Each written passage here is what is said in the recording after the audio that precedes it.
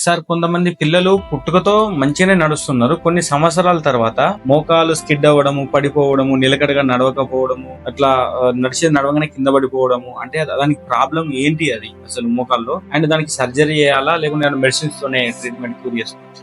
మీరు అడిగింది ప్రాబ్లం కి చాలా కారణాలు ఉంటాయండి. మోస్ట్ కామన్ కారణం ఏముంటదంటే, వాళ్ళు పిల్లలు చెప్తారు, మేము బాగానే నడుస్తుండే ముందర, కానీ ఇప్పుడు మా కాలు నిలబడతలేదు, కొంచెం ఊతుంది అండ్ సడన్ గా ఆ మోచిప్ప జాగాలో ఉండట్లేదు, కొంచెం పక్కకి జరుగుతుందని అనిపిస్తుంది అని అంటారు. సో మోచిప్ప అంటే మన మోకాలు ముందర వచ్చే చిన్న బోన్ అది. దీనికి హ్యాబిచువల్ డిస్లొకేషన్ ఆఫ్ పెటలా అంటాము. ఇది అమ్మాయిల్లో ఎక్కువ కామన్. సో వాళ్ళు ఏమైతుందని మామూలుగా నడుస్తున్నప్పుడు ఒక్కసారి ట్విస్టింగ్ ఇంజురీ అవుతుంది, కొంచెం కాలు బెనుకుతుంది, అప్పుడు ఆ మోచిప్ప పక్కకి జరిగిపోతుంది, మళ్ళీ రిటర్న్ జాగాకి వస్తుంది. కానీ ఎప్పుడెప్పుడు వాళ్ళు నడుస్తూ ఉంటారు, కొంచెం కూడా తిరిగితే ఆ మోచిప్ప పక్కకి జరుగుతుంది. మోచిప్ప పక్కకి జరిగినప్పుడు మోకాలు ముందర రిస్ట్రైన్ ఉండదు, అంటే ఏం పట్టు ఉండదు, దానివల్ల వాళ్ళు పడిపోతూ ఉంటారు. సో దీనికి అన్ఫార్చునేట్లీ ఒకటే ట్రీట్మెంట్, సర్జరీ ఉంది. దీనికి మెడికలీ ట్రీట్ చేయలేము. బేసిక్ గా ఇది బై బర్త్ నుంచి ఆ మోచిప్ప కొంచెం చిన్నగా ఉన్న వల్ల, కండరాలు కరెక్ట్ గా డెవలప్ అవ్వకపోవడం వల్ల, ప్లస్ అమ్మాయిల్లో ఎస్పెషల్లీ లాక్సిటీ, అంటే వాళ్ళు ఎక్కువ ఫ్లెక్సిబుల్ ఉంటారు. సో ఆ జాయింట్ ఎక్కువ బెండ్ అవుతుంది, ఎక్కువ స్ట్రైట్ అయింది, దానివల్ల ఆ మోచిప్ప పక్కకి జరుగుతూ ఉంటది. సో దానికి సర్జికలీ ట్రీట్ చేస్తే పూర్తిగా నయం అవుతుందండి.